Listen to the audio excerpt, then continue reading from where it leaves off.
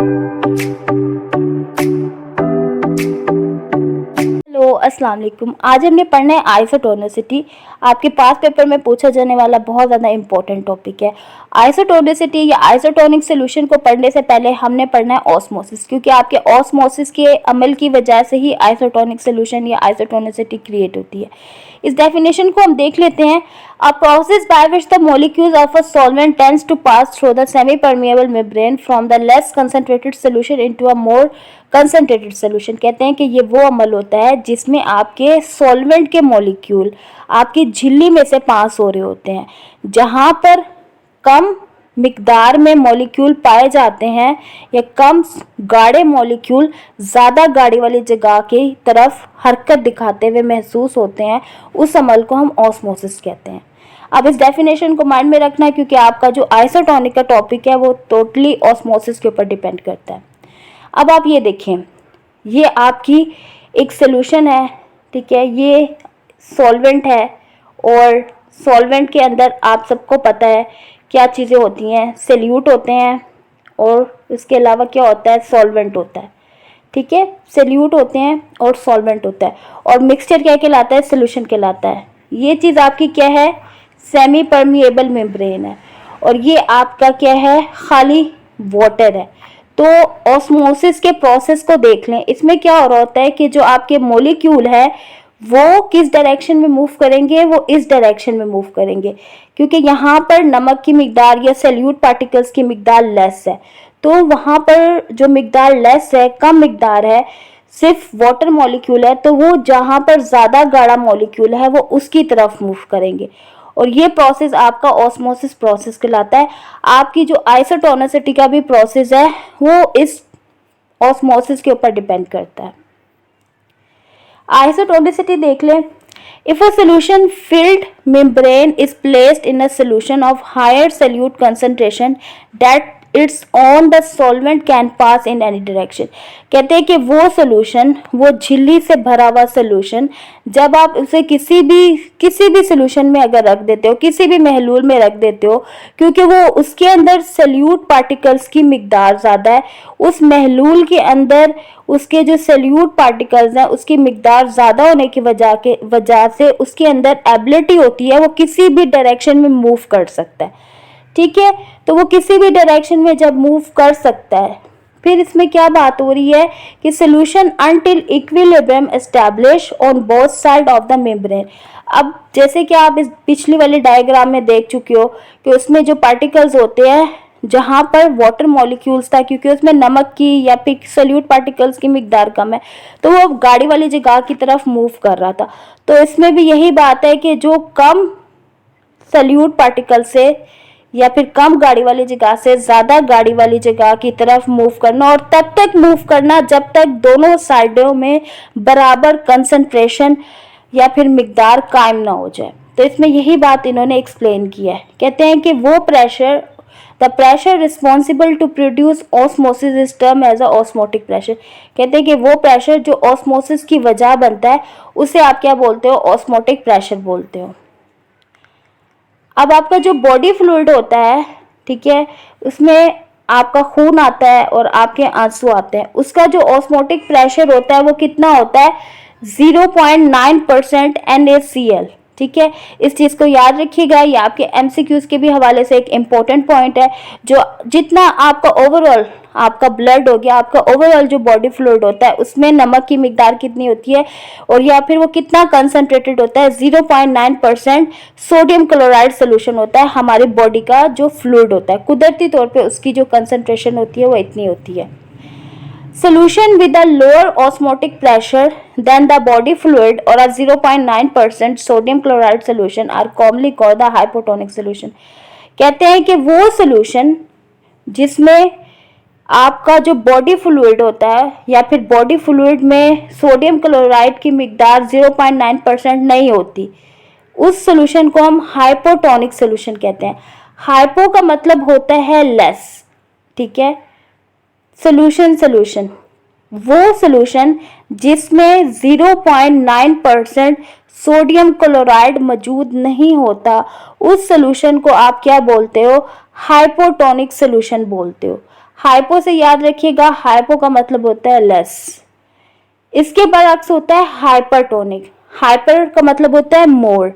Solution having greater osmotic pressure than body fluid, कहते हैं किसी भी सोल्यूशन का आपके बॉडी फ्लूइड से ज्यादा प्रेशर होना।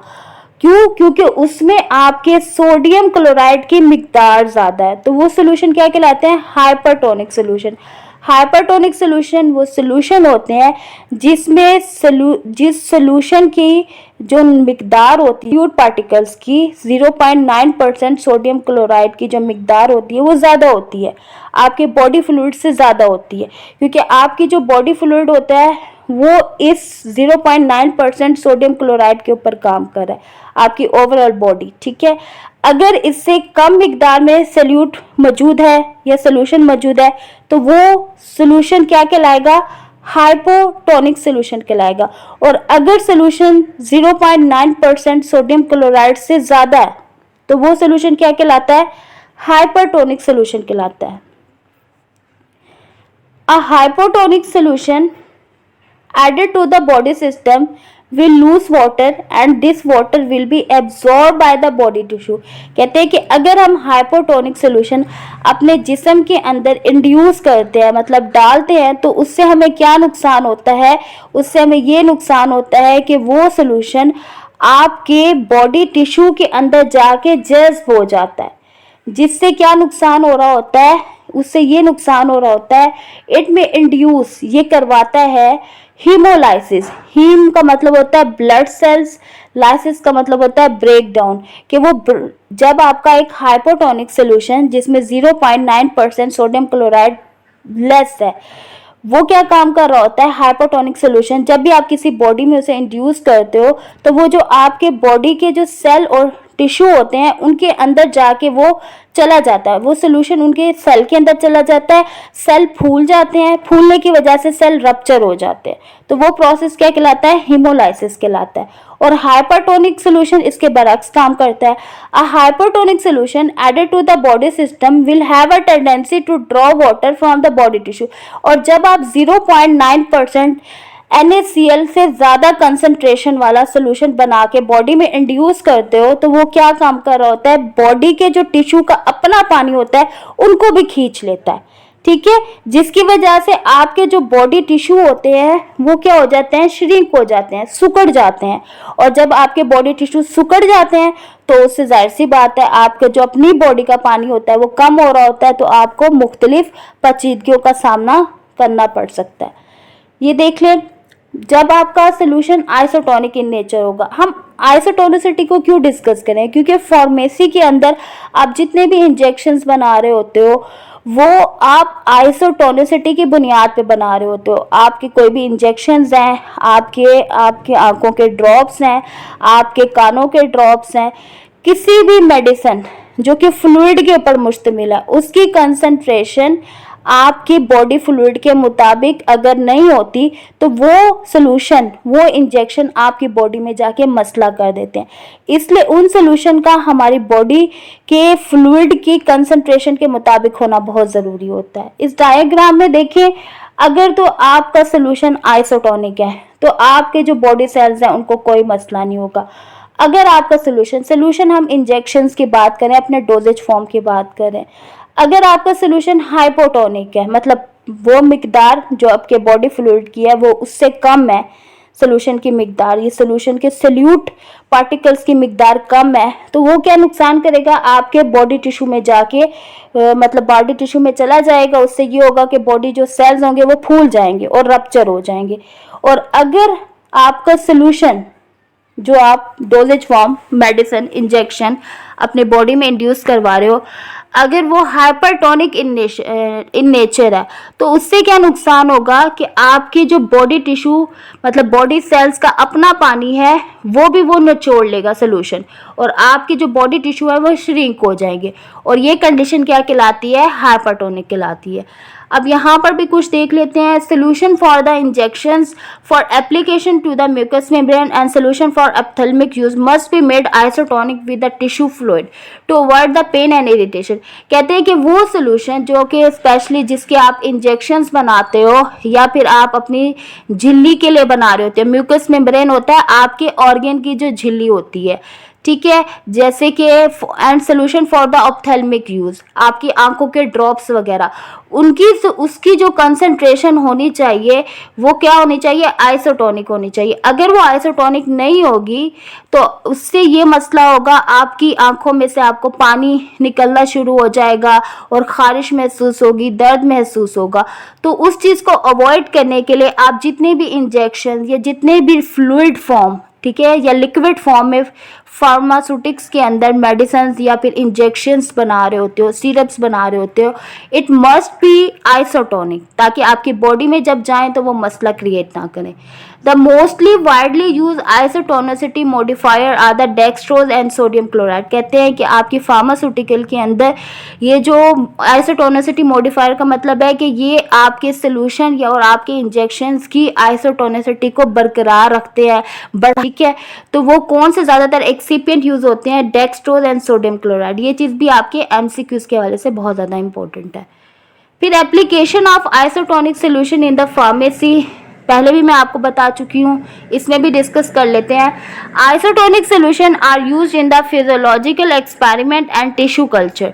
कहते हैं कि जो आइसोटोनिक सोल्यूशंस होता है जहाँ पर आपके बॉडी फंक्शंस के बारे में पढ़ा जा रहा होता है और टिश्यू के बारे में पढ़ा जा रहा होता है, मतलब लैब्स के अंदर में, माइक्रोबायोलॉजी की लैब्स के अंदर में, तो वहाँ पर हम आइसोटोनिक सोल्यूशन का इस्तेमाल करते हैं। Isotonic solution are use to balance the electrolyte. आपकी बॉडी की नमकियात को भी बरकरार रखने के लिए आप आइसोटोनिक सोल्यूशन का इस्तेमाल करते हो, जैसे कि normal saline. Isotonic solution are use to maintain the physiological condition. हम पहले और प्रीवियस स्लाइड्स के अंदर ये बात डिस्कस कर चुके हैं कि अगर आप अपनी बॉडी को हाइपोटोनिक या हाइपरटोनिक सोल्यूशन इंड्यूस करवाओगे तो उससे आपकी बॉडी को और बॉडी टिश्यू को नुकसान होगा। तो इस वजह से अगर हम चाहते हैं कि हमारा जो फिजियोलॉजिकल फंक्शन है, हमारे जो बॉडी के फंक्शंस हो रहे हैं, हमारे बॉडी के अंदर जो काम हो रहे हैं हर ऑर्गन के अंदर, वो मेंटेन रहे, वो डिस्टर्ब ना हो, तो हम हमेशा फार्मेसी में जो भी मेडिसिन, कोई भी इंजेक्शन इस्तेमाल करते हैं तो वो आइसोटोनिक इन नेचर होना चाहिए। For medical purpose isotonic solution is use to flush wound. जख्म को धोने के लिए भी आप आइसोटोनिक सोल्यूशन का इस्तेमाल करते हो। आइसोटोनिक सोल्यूशन आपको प्रैक्टिकल लाइफ में कहाँ नजर आते हैं, normal saline. Normal saline is your isotonic solution. Normal saline is also used IV for the patient who can not take fluid orally. कहते हैं कि वो नॉर्मल सलाइन मतलब अगर किसी में नमकियात की कमी हो गई है तो वो पेशेंट जो कि मुंह के ज़रिए फ्लूइड नहीं ले सकते, तो आप नॉर्मल सलाइन IV के ज़रिए भी उनकी बॉडी की नमकियात को बरकरार रखने के लिए दे सकते हो। Saline is also used for the nasal wash to relieve the some of the symptoms of the common cold. किसी को नज़ला, ज़ुकाम, गले में खराश होती है, नाक में खराश होती है, तो कहते हैं आप अपने नेज़ल्स, बोलते हैं आपके नाक के जो हिस्से होते हैं, नाक के जो नथने होते हैं, आप अपने नथनों को भी नॉर्मल सलाइन से वॉश कर सकते हो। उससे ये होता है कि नॉर्मल सलाइन से जो इन्फेक्शन वगैरह होता है या जो फ्लूइड सिक्रीशन होती है वो थोड़ी देर के लिए आपको रिलीफ मिलता है, आपको सुकून मिलता है। बाकी इंशाल्लाह हम अपने नेक्स्ट क्लास में डिस्कस करेंगे। तब तक के लिए अल्लाह हाफिज़।